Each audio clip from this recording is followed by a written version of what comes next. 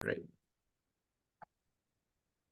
Welcome to the Redvee TV show, supported by Chapel House Cars for the 2024 season. And as you can see from the graphic above, Car Swap is now on. Peter, you may well have to make the journey down from Scotland to come to it. And for those who don't know what Car Swap is all about, it gives you the chance to upgrade your existing car for a new higher spec model. And with over 1,000 cars in stock, available from as low as £69 per month, there's plenty to choose from. You can book your exclusive appointment on the Chapel House website to get the best possible price for your current car. Or if it's more convenient, just pop down to Chapel House in St Helens. It's by the post office, the main post office, opposite the cinema, if you're wondering where Chapel House is. So get down this weekend and tell them you saw it advertised on Redvee. Yeah, I can't say fairer than that, can you? That's do they get a special discount if they mention Redvee TV? No. No. Everyone gets a special discount at Car Swap weekend, Kevin. That's the correct answer. Brilliantly done. Superbly done. It's almost like we decided to rehearse that in advance. Well played, that man. Brilliant. Right. Are we ready for the Rhinos? Part 2. Are they ready for us? Yes. Before we get on to them, the Redvee Forum was held on Monday evening in conjunction with the Saints Community Development Foundation. We've raised tremendous amounts of funds for the foundation, which has already been sent through to the foundation's bank account. It's gone. The money is in their account already. Mike Bennett, brilliant host, joined by James Bell, Moses and By, and Redvee's Noah Stevens. I think everybody had a really good night. Peter, you're going to have to find your way down for one of them as well. You can come to Car Swap weekend and you can come to a Redvee Forum. We'll have to combine them for you. Well, that's and have it the same weekend as a home match as well. If you could organise that, please. Obviously, make it worth the trip for everything in one go. But no, I'd love to go. I'd love to go to these things. It's just they look like good fun, and obviously, Mike Bennett is. He's very, very good. He was great on the radio when the Wish FM used to do the commentary. And he is a very, very talented orator and host for these types of events. So, let's hopefully there's more of them throughout the season. Just sit you on, we'll get you on a FaceTime and just put you on the table in future so you can watch from afar. But yeah, Moses and By, do you know what? I'd never really heard him speak previously. Consummate NRL professional. Really enjoying his time over here, getting to do a little bit of travelling as well. James Bell, we know all about, Player of the Year last year. Really entertaining. And Noah Stevens, for a young man who hasn't made his debut for the Saints first team yet, he was very, very articulate and very impressive. And I'm sure everybody in the audience enjoyed listening to him about how he came through the ranks, how he used to be a goalkeeper. All right. I think he was at Blackburn and Wigan. I tell you what, if he was in goal at that size now, he'd be a hell of a stopper. Yeah, he's a big old lad, isn't he? I mean, I seen him when I was down at the Salford game. He was one of the players that was on the concourse, meeting the fans, handing out the posters, and he's a big unit. So hopefully, if he runs his weight and looks as this impressive physique, and he carries it as well as he looks there, I think he's in for a breakthrough season, because obviously him and young Johnny Vaughan featured for Swinton Lions at the weekend as well. So nicely timed picture, and they're both looking great on that lovely Whitehaven pitch there. So it's obviously they're highly rated. The fact they're getting to play and get the opportunity to play in a tough league against tough guys. So congratulations to them both, and hopefully it'll lead to Saints debuts, competitive debuts at some point this season. Senior debuts. Imagine being told, listen, lads, you're going out on dual reg this week. You're playing for Swinton. Oh, by the way, it's Whitehaven away. Yeah. Fair journey. Yeah, you remember, obviously, but it's the fact that it's a couple of years ago now, but crazily, that we had that lovely sunny day out in the Challenge Cup at Whitehaven, fairly short train journey down for me, and a wee drive up the road for yourselves. Beautiful, beautiful day, and obviously conditions were somewhat different at the weekend there. Yeah, it's obviously the dual reg agreement that we've got with Swinton. It worked so well for us last year, didn't it? Yeah, When George Delaney obviously went there, earned his stripes, got an opportunity with the Saints first team, and never looked back. And he's almost a bit of a blueprint for these young men coming through, trying to make the way in the game. And I think Noah was saying at the forum the other night about obviously it's the first time senior debut. He hadn't even realised. It was only when Alex Walmsley said to him in training the next day, "Is that your senior debut?" that he actually realised. And I'd imagine yeah, that probably helped not having that nervousness, being able to go out there and perform. And he was talking about you just learn some of like the dark arts from tough, rough props who've played the game for a long time, and they see these young yeah, pups coming through and want to show them who's boss. But it looks like they exactly. both certainly held their own. There was a clip that Swinton put on Twitter of their first try, and Noah makes a 30-meter break down the middle to set it up. Johnny Vaughan looks like he's been in the wars on that photo as well. Yeah. Yeah, Um, I mean, I think as you say, that's a league that will separate the men from the boys, as they say. I mean, there'll be no respecter of reputations. They'll be wanting to knock the heads off these, whippersnappers from the Super League, and perhaps some of the Swinton fans, and maybe some of their teammates there would have expectations of them, thinking, they're coming to play for us. They better be good. They better not think they've got any kind of attitude that they're going to walk into our team. So it's a tough environment for them because there is a level of expectation yeah, that is from the Super League teams, and they need to show the correct attitudes and take the hits, and it'll stand them in very, very good stead, as you mentioned with George Delaney as well. And if they can come through that, prove their mettle, then the sky's the limit for them. we hadn't even realised that they were playing dual reg on Sunday. It hadn't been announced by the club. It was only when we were doing a last push for ticket sales for the forum on Monday night that Swinton's media manager actually commented on the Redvee forum post just to say that how well both of them have done and how they both had really bright futures in the game. So they've certainly impressed Swinton this weekend. And the main thing is they're getting good game time. They will be back in action, we assume, this weekend for Saints reserves as we take on Leeds on Saturday. And hopefully they'll get another chance next week, maybe to go out on dual reg Swinton again. I think they're playing Widnes away next week. So the more game time they get, the better for them, and obviously the better for the club. Right, Yeah, Peter? it'll toughen them up as well. I think that's the important thing. And if any kid, not that I suspect any Saints kids do, but anyone who doesn't have the right attitude will soon be found out. So it's important in a lot of ways for them and for the club. Yeah, Johnny Vaughan, young, boyish looks. Well, within They about won't last. They won't last. they won't Playing the last about championship. 6 weeks. He's going to look like James Roby after 15 years playing the game. Right, squad news for Leeds, Peter. There is only one change to the Saints squad. Tommy Makinson, who dropped out last week with that hamstring injury, he is replaced in the squad by Curtis Sirenen, who is himself coming back from back spasms, muscle injury. Yeah. And I've as got to Paul say, I love Wellens, that picture. I love that picture of Big Curtis there. It looked like a big smiling assassin. He'd make your nan a cup of tea, but then kick 7 colours or what out after making it. It just kind of like, you'd be absolutely frightened to run at him when you look at that. One of those that was smiles obviously I after the will knock Volt. you into next week. It was obviously after the Voltarol cream got applied to his back, then that was taken. Yeah, let's say it's something like that. I'll go with that. It's a tough one this week looking at this squad for me.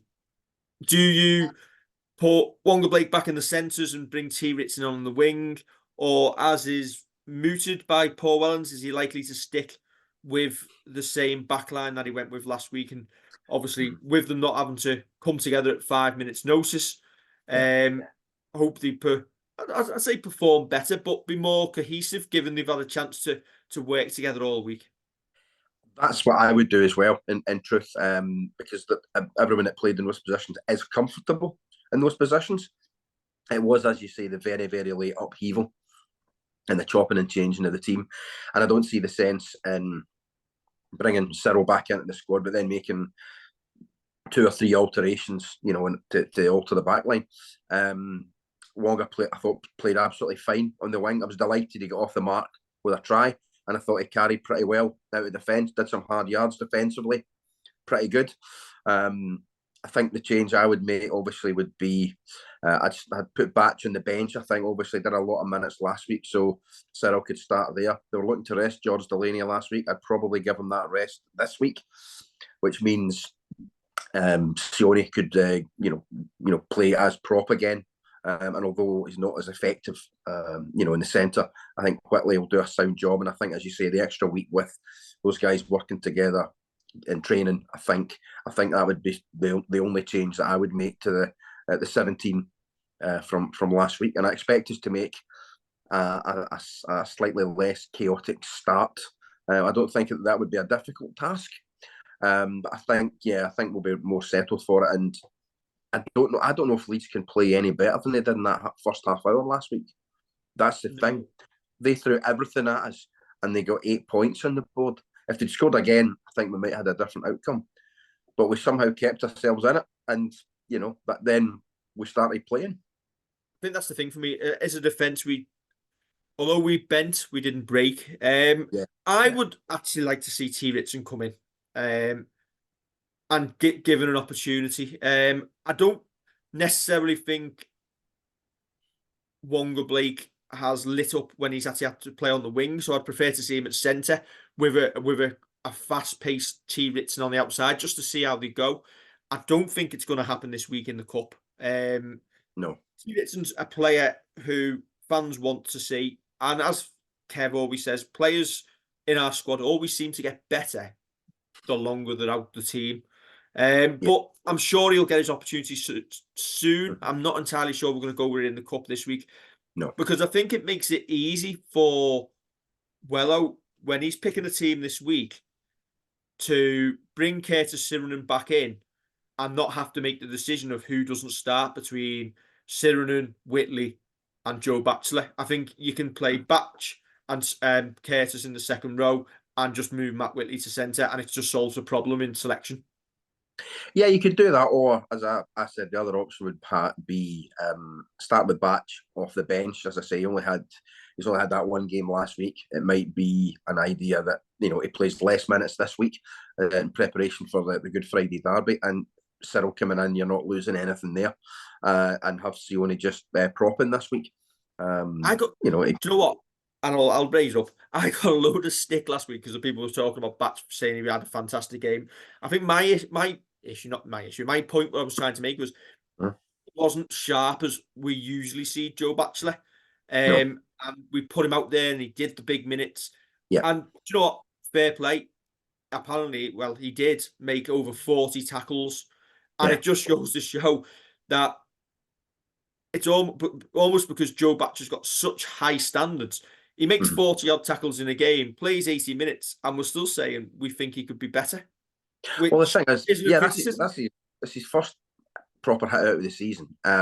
He was obviously blown a bit towards the end. He gave away a couple of penalties, but that's understandable considering it would be a very, very tiring encounter for him playing all those minutes that he didn't think he was going to play. And the fact that he hung in there and did such a great job for the team. Some people look at someone like Joe Batchelor and think if he hasn't scored a couple of tries, running a lovely line, that he's not contributing.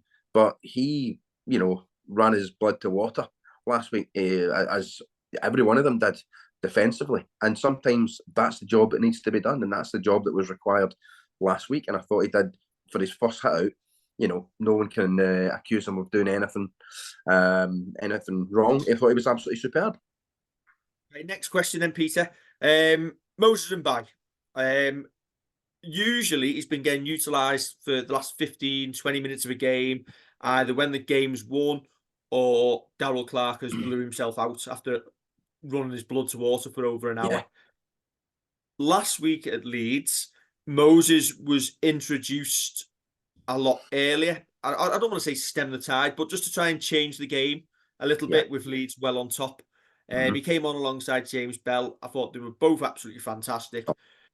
Has Moses put himself more in Paul Wellens' thoughts for more game time and to be used more in a traditional rotation with Darrell Clarke, with them doing 20-minute spells each? Yeah, it's a wonderful problem to have because Darrell, I thought, started the season really, really well.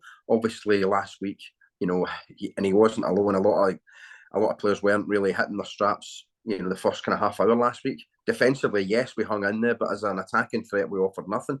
And I think Wello obviously thought, well, we need to maybe change something. And Moses come on, as you say, he did extremely well. Not just the try, which was slack defensively from Leeds, but brilliant quick thinking from Moses himself. And goodness me, James Bell. When we signed him, a lot of people thought, maybe be a squad player because you had Morgan Knowles and the other great back rows that we had. But he's now becoming a guy that you just cannot leave out. There's an argument to say that he should start at 13, which is a wonderful problem. But we didn't think we'd be thinking, well, Knowles maybe isn't a first pick anymore, which obviously then encourages Knowles himself to up his own game because he sees his teammate is having such an impact when he comes on and is picking up man of the match awards left, right, and centre. In regards to hooking, I think we can play it by ear, I would say, because last week it required a different plan than we normally would have. This week it might be a different plan again. It might be to do 20 minutes each and then come back on. Or we might have the game in the bag and Darrell can come off after 50 minutes, get the slippers on, get the cigar out, and Moses can just help see the game out when we've got a 30-point advantage. You've almost pretty much nicked me next question. There we go. It was going to be about James Bell. He's obviously, last season player of the year, absolutely fantastic player. Oh yeah. Would he be as effective if he started, or is he so effective because Morgan Knowles has laid the platform for him? If you believe wouldn't be as effective from the start, I don't see a team that doesn't include Morgan Knowles in it. I think he's a future captain, potentially our next one after Johnny Lomax. Do you potentially look at using Morgan more as a rotation into the prop position? See, that's the great thing with him. He does have that. He does have that in his locker without any shadow of a doubt. But perhaps he's more effective at 13, with that little bit of room just slightly off centre, not against the biggest guys. Don't get me wrong, he can mix it with the biggest, ugliest, most horrible props in Super League. I think he could certainly handle himself there. It's a great problem. That's the thing. Although if you're well sitting down there to put a team together, you can make an argument for both of them starting or both of them coming off the bench. James Bell, I think every team would be jealous that he's, if you like, our backup loose forward. Coming off the bench, as you say, perhaps Knowles has softened everyone up. But I think we've seen James Bell start games and, make some big hits, but also the beautiful late subtle hands to put someone through a gap. He does have the footballing skills that some players only dream of. And I think, honestly, whether you start him or have him coming off the bench, 9 games out of 10, he's going to give you, an 8 or 9 out of 10 performance. Okay, very last question on this squad then. 4 to miss out. For me, it's once again Ben Davies, Sam Royal, T. Ritson, and one of 2. And whoever missed out is unfortunate, between Jake Wingfield and George Delaney. And this is assuming everyone in that 21 is fit. Yes. Yeah, I wouldn't disagree with that. I think Ben Davies will be 18th man because obviously he's very adaptable in a number of positions. I think it personally will be George Delaney that will be the unlucky player to miss out. That's closest to selection, I would say, simply because there was talk of him being rested last week and obviously wasn't able to get that rest. He didn't do big minutes. However, if they are looking to give him a week off, then the opportunity is there this week with Cyril coming back. So that's what I would do. However, if it's someone else, then fair enough. But that's the 17 I would go for. That's probably the 17 I expect, to be honest. But was George Delaney due to be rested last week? because we wanted him in, because we feel he's part of the best 17, and we wanted that team for the Challenge Cup.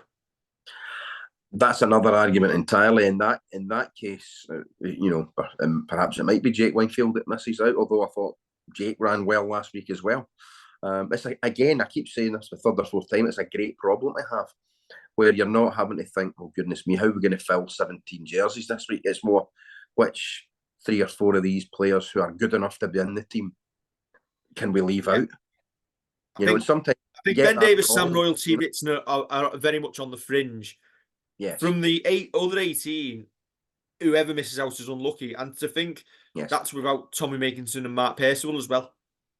Well, that's the thing. The next match, Good Friday after this week, Percy will be back, and then you have another problem. Do you say, well, do you leave out Wonga Blake, depending on how he's played, or do you does Conrad drop out? Who knows? It's tough. I wouldn't like to be the guy making the call, because you're leaving out guys who potentially have played well and been in a winning team, and then when Tommy Mack is back as well, but. It's good to have a good squad fit and available, but obviously you can't factor in injuries, can't factor in suspensions. They're going to happen. So having 4, 5, 6 players that you can bring in that you don't have any concerns about in terms of their talent to play at Super League level, their fitness, their toughness, it's a great position. Yeah, if we don't get any more injuries soon, we're going to need the disciplinary to step in and help Paul Wellens out. Don't jinx it, Dave, for goodness sake. What are you thinking about, man? Right. Leeds squad. Sometimes are better left unsaid. Leeds squad. I can't tell you who's dropped out because the Leeds website doesn't tell me, and I'm not really that bothered to search for it. But I can tell you that Paul Momirovski in number 4 is coming in the centres, as has Sam Lasoni re-added to the squad. I think we pretty much have just seen the blueprint that Leeds are going to go for this week. Fast out the blocks, cause chaos, and they'll try and do it for longer than 20 minutes, and also try to get more points on the board before Saints wake up. And hopefully we're ready for it. Yeah, I think we'll certainly be ready for it. We'll know we probably didn't know what to expect last week anyway. I think it was just purely the upheaval of changing the team at the last minute that affected us. Will Leeds be able to play as well again? Who knows? But then again, will Brodie Croft maybe have a bigger game this week? I thought he was quite quiet last week. The question I asked Peter, I asked Kev this at the game last week, and Kev said it was a good question, which doesn't often come out of my mouth. No comment. Brodie Croft as a halfback, he's a great halfback when things are chaotic and you can play off the cuff. Is he a great halfback when he has to play in a structured team and play in a structured role? Well, yeah, that's a good question. Kev was right there, because you look at Salford. Salford are very much, have the same approach. They do have a bit of structure about them, obviously, with Mark Sneed there that are complimented after the game the other week there. But perhaps he's missing a guy like Sneed beside him. But I think, that remains to be seen. He's played with 2 teams that have they like to throw it around and are at their best when the game is very loose, the game is very stretched and very open. But he is a talented guy. There's no question about that. I thought their fullback Miller last week, he started really well, but then he just kind of turned himself inside out more than anything else. He get caught up trying to do 15 things at once when he should have made it a bit more simple. So Leeds could throw it around on Friday night and be absolutely superb, but I'd be surprised if they're able to play a lot better and cause us as many problems as they did, and I'd be surprised if we were as slack in the opening half hour again on Friday night, to be honest. But they're not a bad team, to give them the credit. They've only lost that game against us last week. And I don't, they've won some games against some decent teams. They're not a dreadful team. I think we made them look pretty bad by the way we defended. Other teams would have conceded a lot more points than we did last week. That's for me, undeniable. But they've got players there that can cause problems if we're not on it. But they've got a great. It's on us. Before the start of the season, I didn't think Leeds were going to be up to much. I'll be honest, after watching them last week and seeing some of the results, they are better than I've given them credit for. I think they're definitely on the rise. They've got a really good spine with Miller, Croft, Frawley, Ackers. They've obviously got tremendous talent with Harry Newman and Ash Handley.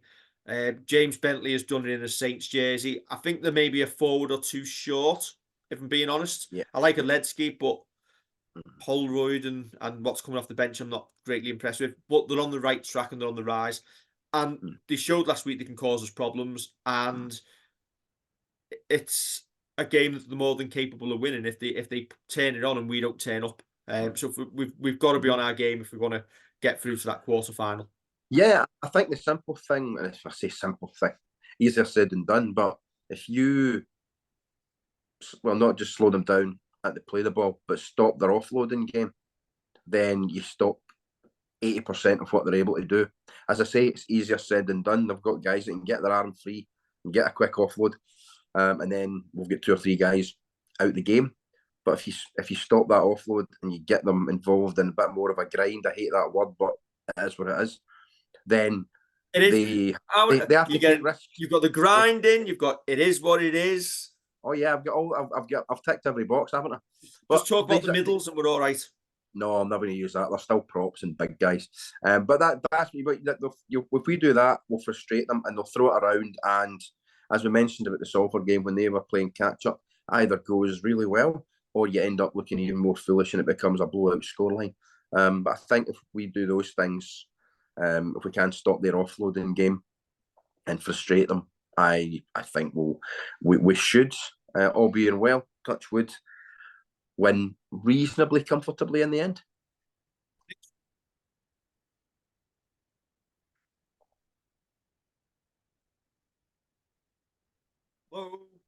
Hello, are you still there? Yes.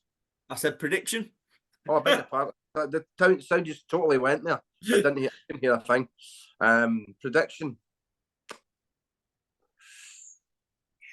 Saints by 13, including a drop goal. Okay, I'll go Saints by 10. Same as last week. That'll do me as well. Yeah. Fine with that. Saints, we're taking over 1,000 Saints fans have already bought tickets. There'll obviously be another great walk on the gate from Saints fans. Leeds fans, your team needs you. Did see a poll on Twitter, which basically all said you're going to stay at home and watch the game on the red button, which is also on Freeview channel 601, Freesat channel 980, Sky channel in the UK only on 970, and Virgin UK on 991. So it is on TV, but there will be loads of posts. It's not on BBC One and BBC Two, but if you can watch the TV in your house, you will be able to get the game. You just need to put the right channel number in. Correct. Right. Before we go, this week, other games going on this week. The Scholars played this evening at Robin Park Arena. Unfortunately, went down to a 16-10 defeat. We're at Leeds Friday night for the Challenge Cup. The Saints women are at Bradford at Odsal on Saturday. And after going to Odsal on Saturday, they'll see Cowley where they played last week as Wembley. And last of all, the reserves are back in action. The game has been moved to Ruskin Drive on Saturday evening. It kicks off at 6 o'clock. So you could just about get back from Odsal and go and watch the reserves if you really want a full day of Saints action. But they're at Ruskin kicking off at 6. Why wouldn't you want that? Why wouldn't you want that? You know, it's depending on the M62, obviously, which that's there we go. But let's hope for some more victories over the next few days from the other Saints teams. Bad luck to the Scholars tonight, although it's all about player development, I think, at that age. So it's nice to win games, but it's about finding the talent at that level. So results aren't absolutely, the be all and end all at that level. It isn't. Right, Peter, that is us. Very much done and dusted. Yeah, another a wonderful display of professionalism as always. One take as always, that we're that good. Right, don't forget to like, share, and subscribe. We will be back on Friday evening at Headingley for the instant reaction, hopefully following a Saints victory as we progress in the Challenge Cup. Don't forget to join us again for the Redvee TV show next week. Good Friday week. It should be a very special week. Hopefully we'll have 2 shows. We'll have the normal preview TV show and maybe a little bit of a special as well. Ooh. Peter, thank you very much for joining us. Don't forget Pleasure. to like, share, and subscribe. And don't forget, it's Car Swap weekend. Catch you soon.